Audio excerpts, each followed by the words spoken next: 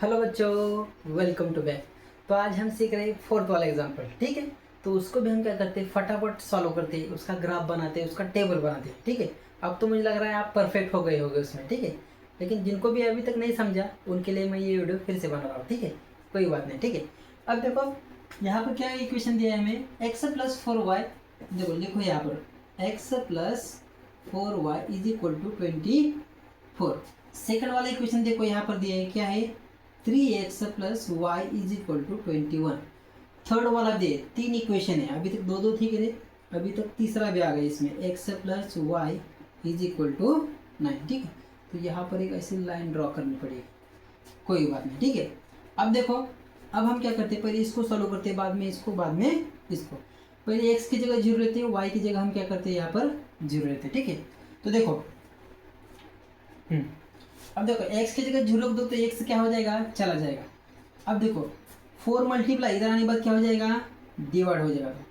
4 6 are 24।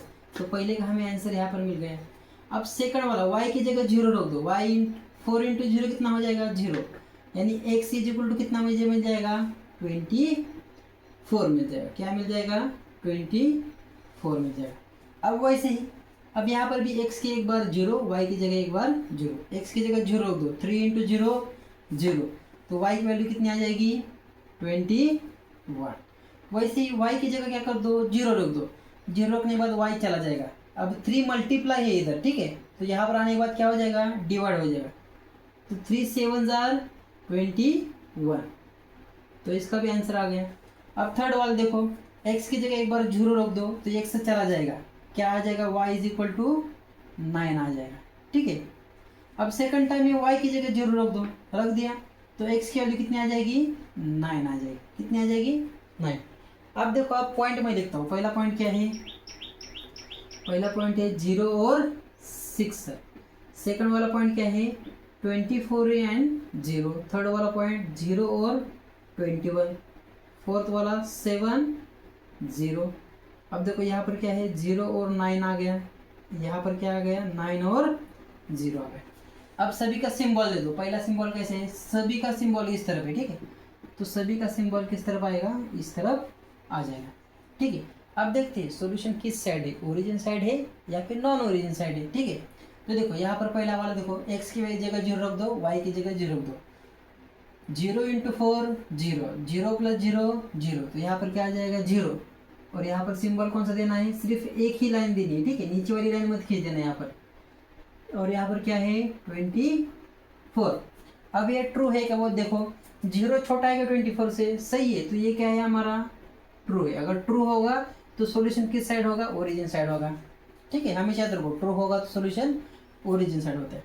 वैसे ही second वाला देखो, एक्स वाई की जगह 0 रख दो तो ये पूरा 0 आ जाएगा, तो यहाँ पर 0 आ जाएगा। यहाँ पर कितना है, 21। अब 0 21 से छोटा है क्या, सही है, तो ये भी क्या होगा, ट्रू होगा। सॉल्यूशन किस साइड आएगा, हमारा ओरिजिन साइड सॉल्यूशन आ जाएगा। अब थर्ड वाला देखो, एक्स और वाई की जगह क्या रख दो, 0 रख दो, 0 प्लस 0 0 ही आ जाएगा। अब यहाँ पर देखो 0 हमारा छोटा है, किससे, 9 से छोटा है, सही है क्या, ये भी सही है, तो ये क्या हो जाएगा, ट्रू आ जाएगा।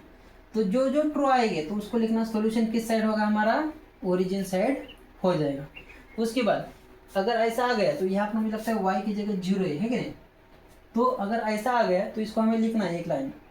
ये क्या रिप्रेजेंट करता है, y इज इक्वल टू 0, कि जो हमारा सॉल्यूशन है, सॉल्यूशन सेट है, वो कौन से क्वाड्रेंट में आता है, फर्स्ट क्वाड्रेंट में आता है। कौन से क्वाड्रेंट में आता है, फर्स्ट क्वाड्रेंट में आता है। अब इस इंफॉर्मेशन पर से हम क्या निकालते हैं, ग्राफ प्लॉट करते हैं। ठीक है,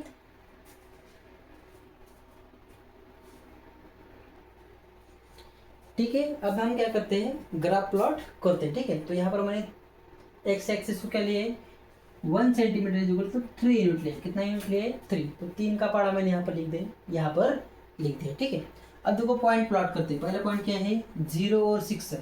पहला पॉइंट है 0, x 0, y की वैल्यू 6। दूसरा वाला पॉइंट देखो 24 और 0, x की वैल्यू 24 कहाँ पर है, यहाँ पर है, और 0 कहाँ पर है, y की यहाँ पर है। अब देखो इन दोनों में से क्या कर दो, लाइन ड्रॉ कर दो ऐसे। ठीक है, लाइन अच्छे से ड्रॉ करना। थोड़ी सी भी मिस्टेक हो गई ना तो लाइन फिर से हमें 2 बार निकालनी पड़ेगी। ये पहली लाइन आ गई, ठीक है। अब ये लाइन का नाम लिख दो, क्या लाइन का नाम है, एक्स प्लस 4y। तो क्या नाम है, X plus 4y is equal to 24 है ना, 26 लिख दिया, ठीक है। इसको ऐसे एरो कर दो, मतलब समझ में आ जाएगा कौन सी लाइन है। अब सेकंड वाली लाइन देखो क्या है, 0 और 21, एक्स 0 है, y 21 है, तो यहाँ पर आ गया। अब देखो इसका सेकंड वाला पॉइंट 7 और 0 है, एक्स की वैल्यू 7 है, 6 के बाद यहाँ पर क्या आएगा 7, y की वैल्यू 0। तो ये 2 पॉइंट में से भी लाइन निकाल दो, ठीक है। अच्छी तरह से इसको पकड़ना और लाइन ड्रॉ कर दो, ठीक है। ये सेकंड वाली लाइन आ गई हमारे। इसका नाम क्या था, 3x plus Y is equal to 21, 3x plus Y is equal to 21, ठीक है। इसको नाम दे दो ऐसे और एरो दिखा दो। अब थर्ड वाली आखिरी वाली लाइन रहेगी 0 9, x की वैल्यू 0, y की वैल्यू 9, तो यहाँ पर आ गई, और 9 और 0, x की वैल्यू 9, y की वैल्यू 0। अभी इन दोनों में से क्या कर दो, ऐसे लाइन ड्रॉ कर दो 9 9 में से, ठीक है, निकाल दे। अब ये करो, थर्ड वाली लाइन भी हमने यहाँ पर ड्रॉ कर दी, ठीक है। अब इसको नाम दे दो, ये लाइन कौन सी है, थर्ड वाली, तो इसको मैं यहाँ पर नाम दे देता हूँ। क्या नाम है इसका, X plus Y is equal to 9, X plus Y is equal to 9, ठीक है। अब हमें क्या करना है, सोल्यूशन ड्रॉ करना है, ठीक है। तो पहली बात याद रखो, सोल्यूशन सभी का origin side, origin side, origin side, तीनों का सोल्यूशन ओरिजिन साइड है। अब देखो ये लाइन होगी, इसका सोल्यूशन कौन सी साइड आएगा, इस साइड, ओरिजिन साइड आ जाएगा। ये वाली लाइन है, इसका सोल्यूशन कौन सी साइड का आ जाएगा, इस साइड आ जाएगा। थर्ड वाली लाइन, ये वाली लाइन है ना, इसका भी सोल्यूशन किस साइड आएगा, ओरिजिन साइड, इसका भी ओरिजिन साइड, ठीक है। अब ऐसा पॉइंट ढूंढो कि जिस पॉइंट पर तीनों एक साथ आते हो। तो देखो ये जो अंदर वाला पोर्शन है, यहाँ से लेकर यहाँ तक, ये पोर्शन अगर आप देखोगे तो ये इसका इधर आता है, इसका भी इधर आता है, और इसका भी इधर आता है। तो ये इतना सा जो पोर्शन है, ये क्या होगा, हमारा सोल्यूशन होगा। क्योंकि तीनों जो लाइनें हैं वो सभी लाइनें यहाँ पर क्या होती है, एक में को आकर मिलती है, ठीक है। यहाँ पर अगर देखोगे इस लाइन पर, तो यहाँ पर सिर्फ एक ही लाइन है, इस लाइन का जो सोल्यूशन है इसके नीचे है, तो यहाँ पर ओवरलैप होता है क्या, नहीं है। यहाँ पर भी देखो ये 2 लाइन इस तरफ है, यहाँ पर सिर्फ एक लाइन का सोल्यूशन है, तो ये भी नहीं आएगा। यहाँ पर देखो, यहाँ पर ये और ये 2 लाइन का है, यहाँ पर भी होगा क्या, नहीं है। यहाँ पर भी देखो ये वाली लाइन और ये वाली लाइन, 2 लाइन है, सिर्फ 2 लाइन का सोल्यूशन आता है, तो ये भी नहीं आएगा। यहाँ पर भी देखो ये वाली लाइन और ये वाली लाइन, इन दोनों का सोल्यूशन यहाँ पर आता है, तो वो भी नहीं आएगा पोर्शन।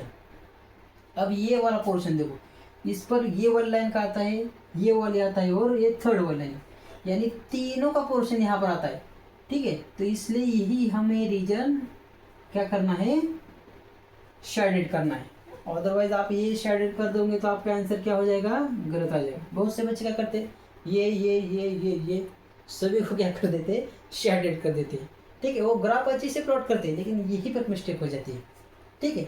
तो ये था उसका शेडेड रीजन, ठीक है। तो यहाँ पर बोल दो बाद में, the shaded region shows feasible solution. तो ये शेडेड रीजन जो है यही हमारा क्या है, फिजिबल सॉल्यूशन है।